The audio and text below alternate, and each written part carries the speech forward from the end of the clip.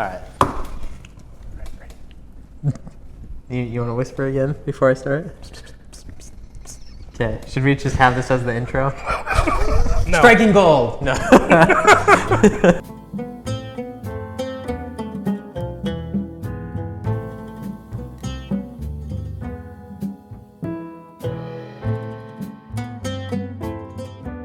Striking Gold, the Mother Lode landscape. I'm Levi Flores. He's Danny Scott. Jeremy Hurtado. Thanks for joining us this week as we recap week number 2 of the MLL and then go into what will happen tomorrow for week number 3. Let's start once again at Amador. Amador versus Rio Vista.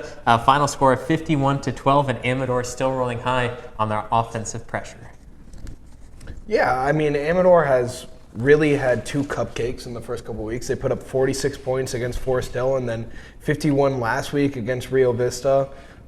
It feels like they can really do nothing wrong on the offensive side of the football. They got multiple guys putting up big games, especially behind their quarterback Blankenheim, and he looks like the real deal in the ML. 10 for 14 last week, 140 yards for the air, 2 touchdowns, and then added a bunch of rushing yards on the ground for 81 and a touchdown, so 3 total touchdowns game from him. Amador really feels like they're a legit contender in the MLL this year.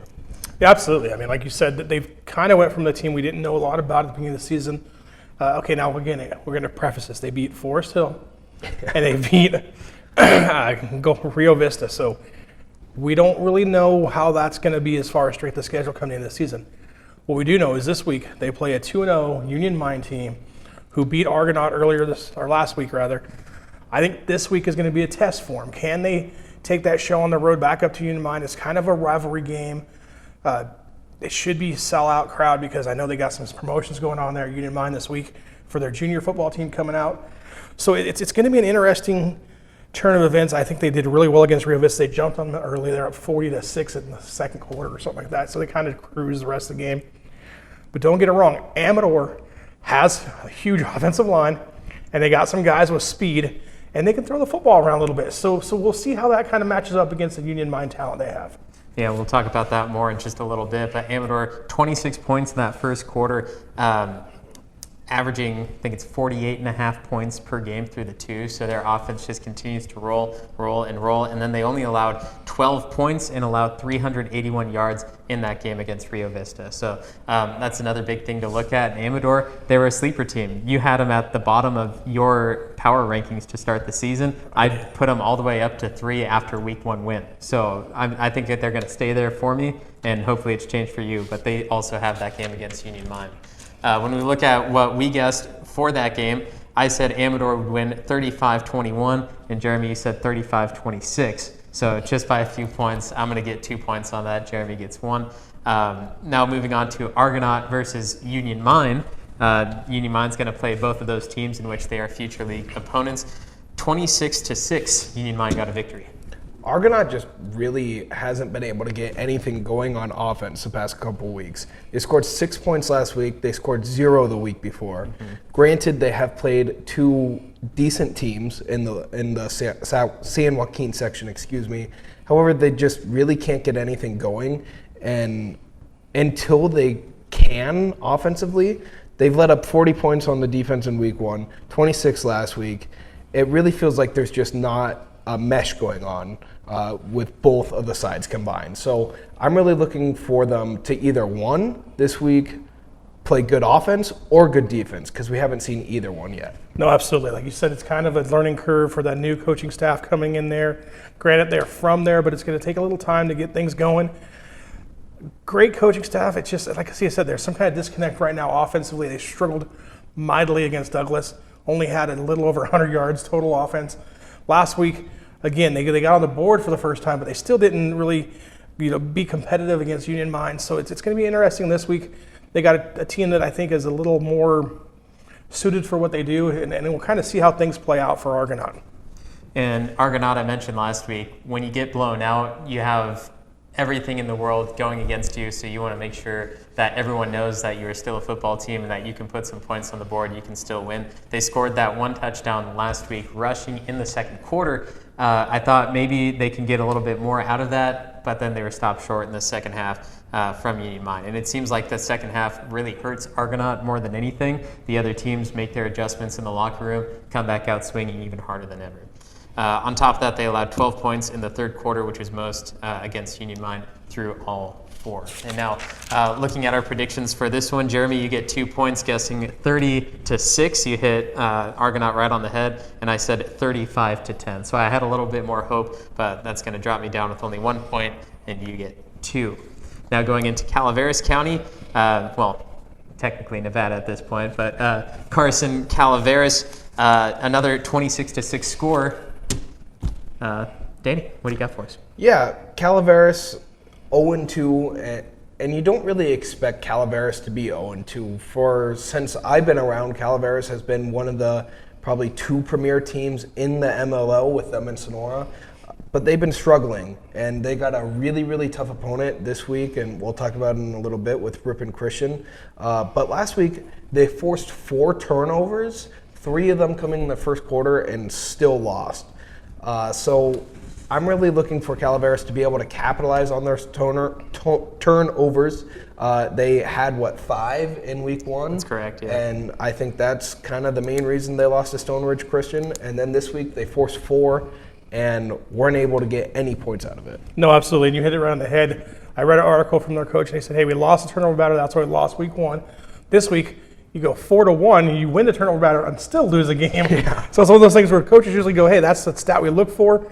In this case, it wasn't. And like you said, they caused 4, got 0 points out of it. And offensively, they just, again, they're another team that's not clicking yet. They had 174 yards total offense. Their defense only gave up 255. So their defense is kind of doing the job and keeping them in the football games right now. It's just about how can we get points on the board from the offensive side. It may be a special team situation that has to come out and make some noise there. Could be a defensive touchdown that has to do, but it's going to be tough against Ripon Christian coming up Friday night. Now, I have a question for both of you guys with your line experience. They allowed 2 touchdowns on the ground in that last game against Carson, and they were also sacked 4 times. Is this line issues? It could be. I think a lot of it just comes down to they're not clicking anywhere. 4 sacks is not great anytime you're allowing 4 sacks, but 4 sacks in high school football I don't think is that outrageous. I think you can expect probably 2 to 3 a game on a typical night. 4 is you're starting to push it, but I think there's more than just the line issue. I think they're not really meshing as a team quite yet. And I know they're installing a new offense, again, there at Calaveras, so that sometimes takes some time. As Danny, communication upon offensive linemen, too. I mean, it could be a situation where, hey, and in practice, we know we were going to block this guy and that guy, and we communicate that. But in the game speed situation, it's a completely different thing. And it may be that this linebacker walks up, and now it changes how everybody blocks, and we've got to communicate that, and it's not getting communicated, and that's why there's a sack happening. I mean, there's a lot of reasons that could happen. It could be a back misses an assignment. We didn't see the game. So it's a lot of things as far as sacks goes. I just think it's just not gelling, like Danny said. I think that they need some more time to get that. And that's what's great about non-league games. Yes, they count against you. But in ultimate reality, you're trying to win a league championship. Okay, you're trying to compete in your league. And so the non-league games are good. Calaveras went out and scheduled brutal in the non-league games. Okay, they didn't give themselves any favors. But by the time they get to the league, I think they're going to be better for it. Now looking at our predictions, we're actually the same distance away from what the actual score ended up being. So it only took until week 2 for this to happen, but we both only get 1 point for this. Final score was Carson 26, Calaveras 6. You said 28-20, and I had 27-21. So we're both going to get a point, staying equal through that matchup. But now Sonora versus Ripon. It was a game that you thought was going to be better than it was. I expected Sonora to dominate, in which they did, but I also had a lot of trust in Ripon and their offense after the 49-42 win against Linden, but they didn't show up in this one. But Sonora sure did. No, absolutely. We called this game, Mario and I did, and it was pretty much Sonora domination from the opening kickoff. I mean, Sonora kicked off, Spear came down, put a hit on the returner, fumbled the football. Ripon was lucky to get it back, but that kind of set the tone for the night, and it was really pretty much domination from beginning to end, and there was no real hope for Ripon. I don't even know if Ripon had over 150 total offensive yards. It was a difficult night for Ripon, and it really all started up front. I mean, we talked before the game, how could Sonora replace the offensive lineman that left last year, being Alderman and Sells, right? And that's the two big cogs in the offensive line last year. Well, they came up and last week against Ripon, and they just overwhelmed Ripon, offensive line, defensive line, both just manhandled Ripon. And it was kind of a shock because I didn't see it coming.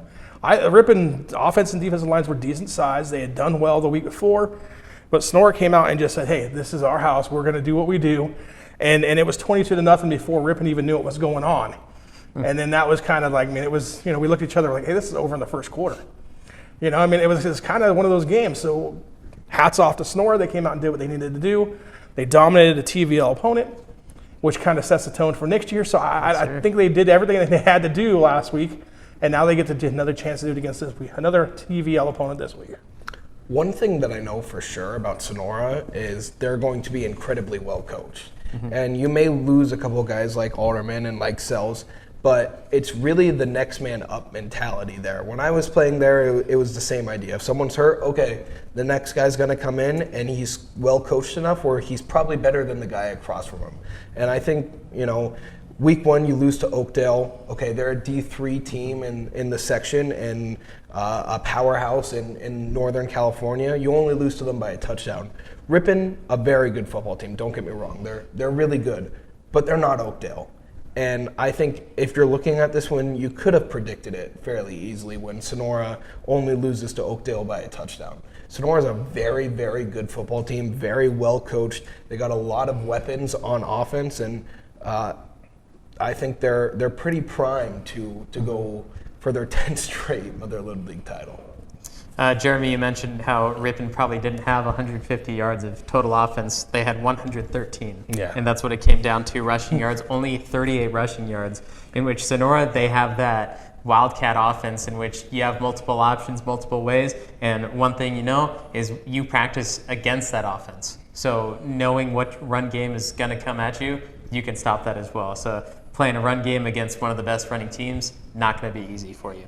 On top of that, Sonora scored 21 points in the third quarter, and then future league opponents, like you had mentioned. But I want to take it back to last week in striking gold. You said 42-38, but on the Ripon side. And anything to say before you move on from that one? I mean, hey, I thought Ripon would come out. They had ran the ball really well the week before. And hats off to Sonora. I mean, Spear came out and had a huge game. I talked about the special teams, but it seemed like every time there was a big play on defense, he was the guy making the play. Okay, so he came up, he played great, and defensively, Sonora said, okay, they saw the film. They said these guys can run the football because they had ran for 5 touchdowns the week before. Yeah, not today. Then they came out and just shut them down, and then it was a dominant performance for Sonora overall. You said 42-38 Ripon. I said 65-28 Sonora, so I'm going to get 2 points, and unfortunately you're not going to be able to get any points there. Final score was Sonora 43, Ripon 0. And now to the final game of last week, one of the probably the highest touted game of the week, Somerville versus Dos Palos. And the final score was Dos Palos getting the edge 34-27. Last year, final score was 34-28 in favor of Somerville. So a very close game, and the coaches knew last year that game could have swung the other way in favor of Dos Palos. This year, they knew it could have been the same thing, and it was in favor of Dos Palos. Danny, you were there with me? I think I said on the broadcast, sometimes it's better to be lucky than good, but Dos Palos was lucky and good, and I think that's why they came out. I think Somerville, if I'm being completely objective, is a better football team than Dos Palos was. I think they got hosed quite a few times on a lot of calls, and they didn't play their A+ game. They played maybe their B- game. I think there's a lot to be left on the table from that Dos Palos game, and I think Somerville's a better team. And I think if you play that game 100 times, Somerville probably wins 90 of them. Interesting take. I like that as well. They're young, so I mean that comes into a factor as well. Somerville had 250 total yards, including a fumble recovery touchdown from Tristan Barajas, who ended up being our Blackout Casino player of the game, and a blocked field goal in the final 3 minutes, which we thought could lead to a game-winning drive. Arian Schnabel going right through the line, busting it, putting his hands up, and making what could have been a game-saving block. It just deterred the win for a little bit longer. On top of that, Somerville couldn't stop the pass. Dos Palos in the very beginning, during warm-ups, I saw the quarterback, Peyton Van Worth, and he was throwing lob passes. I said there's no way that Somerville is going to allow a quarterback to come in here, throw a ball 20, 30 yards up in the air, and not be able to deflect it. Well, once that came to game time, he was throwing it on a rope straight to the receivers, and nobody could stop that. I don't know how many teams could stop that passing game from Dos Palos, but we sure know Somerville could. Yeah, and that's one of those things that in the middle of the league, you don't see air raid or air attack offenses that often. So it's one of those things where you kind of specialty kind of odd defenses per se, and Somerville just, that night didn't match up well. Now they're going to see another team this week in Waterford that kind of throws the football a lot too. So that could be another little advantage now for Somerville because they've seen it once. They've been able to make some changes. They made some adjustments. They're going to see a couple films from Waterford so they can make those adjustments. The big question I have for Somerville is actually on the offensive side. And I know they'd had the track meet the week before, but when you get behind, not being able to throw the football very effectively is going to hurt. And it may not hurt in the league, and it may not hurt the rest of the season because I think they're going to be favored in most games that they play. But what happens in the playoffs when you get down by a couple scores and you have to come back, and then that lack of passing game could end up hurting Somerville in the long run. And I don't want to throw the coaches under the bus, but I do feel like they resulted in the pass game a little too soon. They had the ball twice in the final 3 minutes, and they went to passing right away. 3 incomplete passes. You had to do it again. Didn't turn out well. Same on the following drive, and then ended up being picked off, I believe, for that final play in which Dos Palos ended up taking the victory 34-27. But they still have a young core, young offense, and they just need to work a little bit more and be selective earlier in the game on when to pass to make those plays easier. Yeah, absolutely, and that's one of those things that you could build on in the preseason. Okay, that's why you have preseason games or non-league games, however you want to look at it. Okay, they played a team that challenged them. They didn't play their best game. They lost, and they lost at home, which is a bad taste all the time. So you got a whole week now to get ready to go down to Waterford and kind of take it out on Waterford. I expect Somerville to come out ready to go on Friday night and put on a show. Predictions for that game, Somerville 34-32 is what you had, and you said it was going to be a one-score game. Unfortunately, Dos Palos just got that edge. I said 38-28 Somerville, so no points awarded there. For week 2, our final scores, I had 6 points. Jeremy, you had 4, which puts our season total at 10 for you and 12 for me.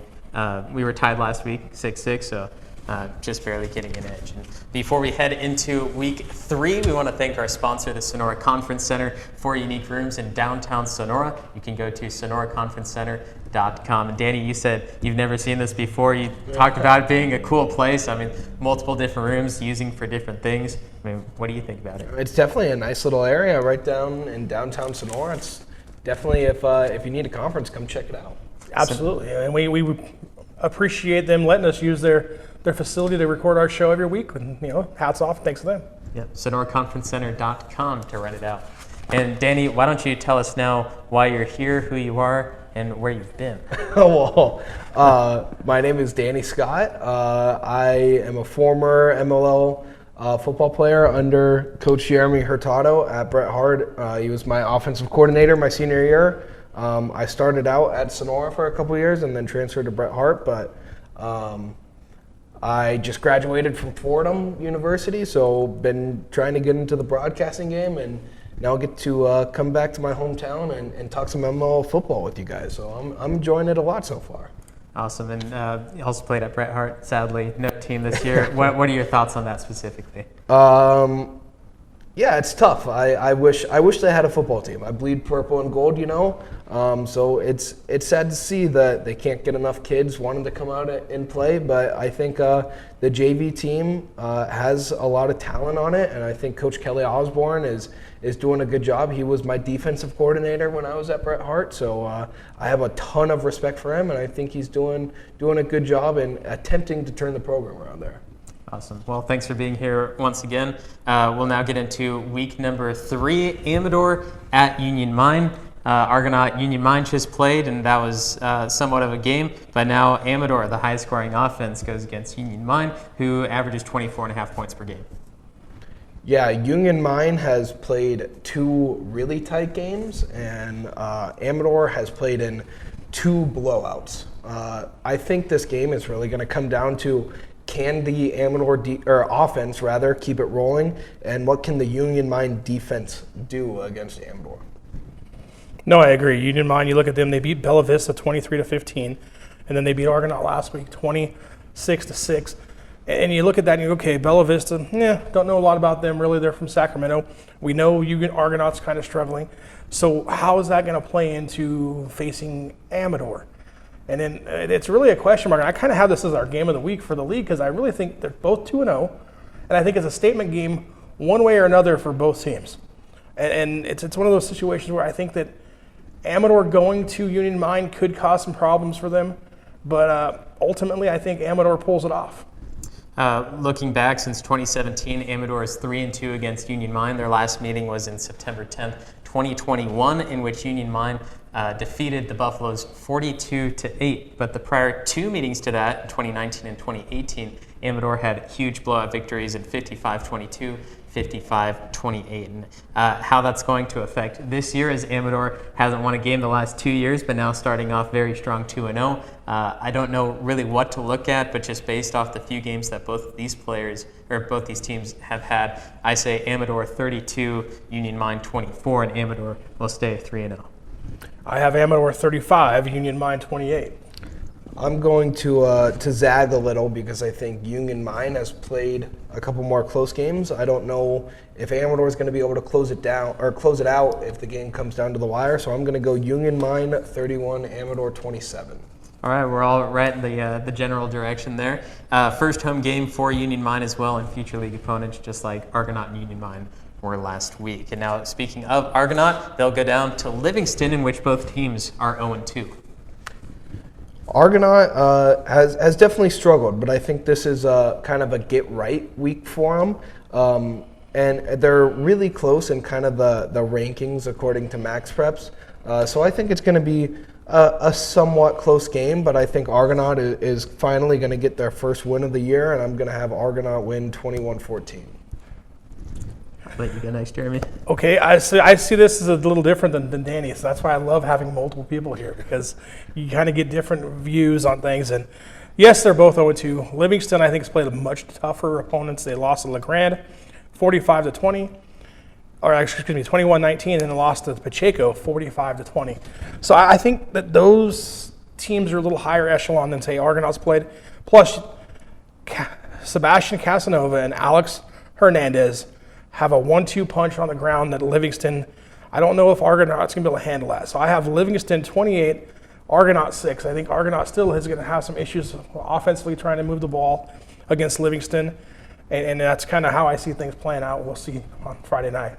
And now both of these teams have allowed 66 points through their first two games, but it's the points for that I really looked at, with Livingston scoring 39 points through their two games and Argonaut only having that 6 point against Union Mine last week. So with that, I think Livingston is still going to get the edge. They're close in the rankings, like you mentioned, Danny, but just because Livingston has so many points, more points for, I think that gives them a 20-12 edge over the Argonaut Mustangs. And I think it's a very realistic possibility, but you guys as well. I mean, we're all in general directions, and it could just end up in any different direction. No, absolutely. And I looked at it, and again, like you, I looked at how many points did they score on offense, how they moved the ball, and I just felt like Livingston's offense right now is a little bit ahead of Argonaut's offense, and so that gave me the ultimate nudge that direction. But hey, for the Mudload's sake, I hope Danny's right, and I hope Argonaut comes out and beats Livingston, and that would be a good first win for Argonaut. And I believe in all the MLL teams. I mean, I always want the best for them and to move on. And then, especially it being the last year of the Motherlode League, I want everyone going into league to just dominate each other, but by 1 point or two. I know that's not going to happen, but I just want it to be the closest possible.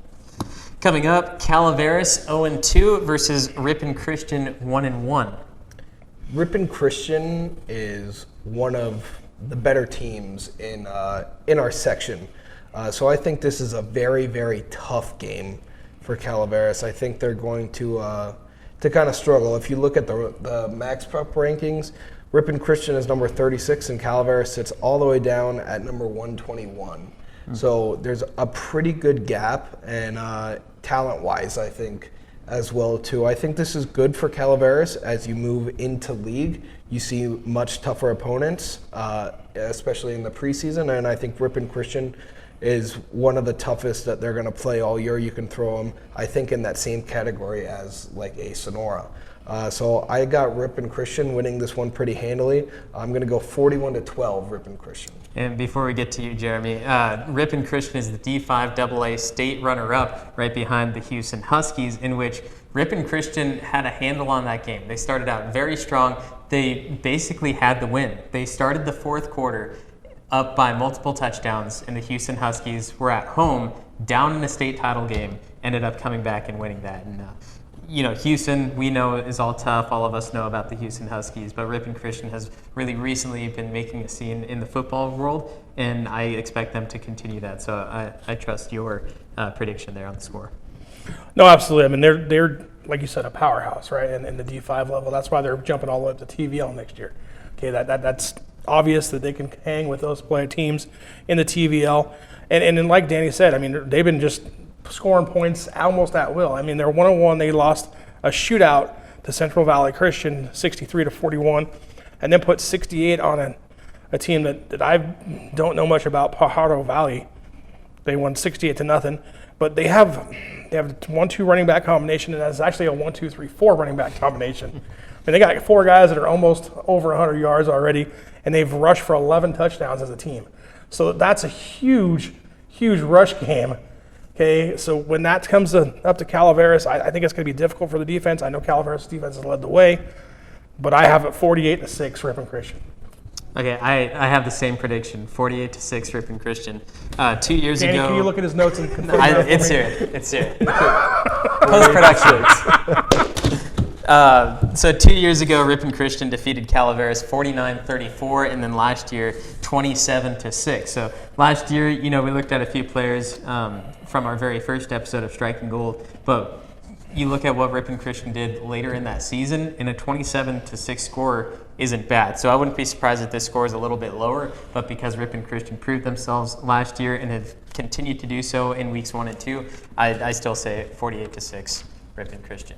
And now to my game of the week. You had Amador, but I have Sonora at Hillmar, the future league opponents in the TVL. Both heavy running teams. Sonora is 5-4 against Hillmar since 2014, and in the last meeting, Sonora barely squeaked out 28-20. And I mean, this has to be the game of the week. I agree, Amador Union Mine's going to be fantastic, but Sonora going down to Hillmar, them playing so often throughout the past couple of years, I think this is going to be game number 1. Oh, I could see that. Yeah, absolutely. I mean, I did give it to Amador Union Mine just because they were both 2-0, and so I kind of felt that.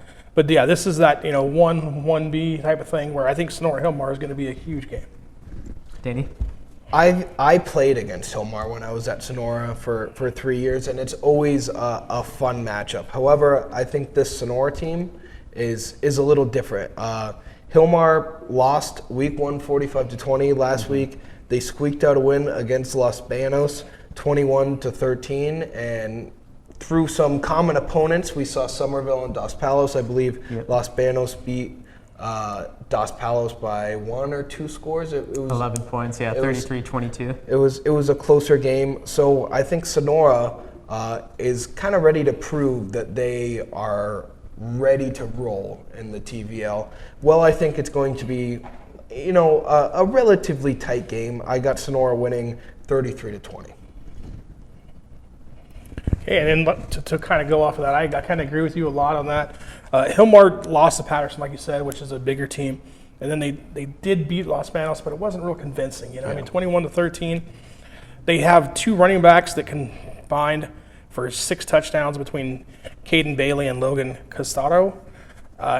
They both lead the way on the ground for them. And unusually, Hillmar's usually a team that likes to throw the football around. Not so much this year.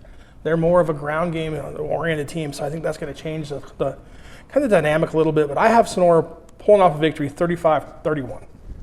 All right, and I have a little bit lower scoring with Hillmar actually winning 23-20, and it's just going to be the matter of the field goal when it comes down to it. And final game of the week, Somerville at Waterford. I think we all probably agree that Somerville should be able to handle the Waterford Wildcats, but you never know when it comes to high school football. Talking to one of the coaches this last week, he said, they're high school students, they're not NFL players, so they can mess up, and they probably will. So you can't just expect them to win. So you have to go out there, try your best, do your best coaching so that you have the best possible game for the players. And now Waterford last week, 20-14 versus Big Valley Christian in overtime, Waterford getting the win, in which Somerville will also play Big Valley Christian. So this will be a good point to see where they will play their opponents in the upcoming weeks. Somerville's in a incredibly good spot, I think, going into this week. Even coming off a loss, I think this week, I said it for Argonaut, but it's a get-right game for them. And I think Somerville is going to get right in a big way. I think Waterford's one of the weaker opponents that's going to be on their schedule, and probably for all of the MLL, one of the weaker opponents that anyone's going to see this year. So I think Somerville's going to really take it to them. We saw their defense can be shaky at times. They gave up 18 points to Gustine, who's not exactly a phenomenal football team. But I think Somerville's going to handle Waterford with relative ease. I got 49-7 Somerville wins. Yeah, I'm in that same boat. I think Somerville is going to kind of overpower Waterford, and Waterford's in a situation where they have a new coach. They're not really learning a new system, it doesn't seem, because from what I know, they're throwing the football around, which they've been doing in the past. Their quarterback, Brian Martinez, is a freshman, and he's gone 29-55, 231 yards and 2 touchdowns. He has thrown 3 picks, though. Running game-wise, they don't have a lot of guys that are doing a lot of stuff there, so it is kind of an air raid type of approach, spread option type look, which Waterford's done for the last 3 to 4 years with different coaches. So that I don't think is going to change a lot. And I think the advantage for Somerville is really seeing Dos Palace last week. They saw a team that threw the football a little bit, got to make some adjustments and changes now from film and seeing the film of Waterford. And I think Somerville's defense is going to come out and be ready to go and cause some problems for the young freshman quarterback. I wouldn't be shocked to see some exotic kind of blitzes and stunts just to kind of confuse the quarterback a little bit. And I wouldn't be shocked if Somerville's defense scores a couple times, whether that be an interception return to the house, or if Bryce Rathmiller, another defensive lineman, gets in there and causes another turnover and pick it up. Yes, I have Somerville kind of cruising in this one to 42-12. All right, and I have Somerville winning 48-14, so we're all right there again next to each other. It's just going to be the difference of some extra points, maybe some field goals. Waterford actually, in the last few years, 2-1 against Somerville, in which Somerville got the win last year, 48-21. But the year prior to that, they played twice in a season. They started off the season at Waterford, had to go back for first round of playoffs, and Somerville lost both of those, 35-28 the first time, and then 48-25 the second time. But just that switch of getting the bigger line and some more skilled players, last year Somerville was able to hand it back to him, and I expect that same thing this year. Waterford more balanced, like you had mentioned, Jeremy, and Somerville, it was hard to defend against Dos Palos, so that can be the reason why Waterford gets on the board a few different times. Well, game of the week for you, Danny, you never mentioned it. I think I'm going to go with you and go Sonora and Hilmar. I think I have the Argonaut score a little closer, but I think the Sonora and Hilmar game is kind of a clash of future TVL league opponents. So I think that's always a fun game. When I played in that game, it was always fun. There's always a battle between the green and gold. So I think that one's going to be a lot of fun, even though I have Sonora winning by a couple scores. And my power rankings haven't changed. It's still Sonora, Somerville, Amador, Calaveras, Argonaut. Jeremy, any changes? Yeah, I got some changes because I moved some people around. Interesting. So, and before, we had Amador at the bottom. I think they've earned their way out of that slot, and I moved them up to number 3. So I basically have the same ranking as you. It's Sonora, Somerville, Amador, and then I'm still putting Calaveras above Argonaut right now, and then Argonaut would be the 5th slot. So I think that's exactly the same that you have it as well. So that's kind of where I see it this week. Again, I hopefully some things change our mind coming up Friday night, but you never know. That's why we do the show, and then kind of see how things play out.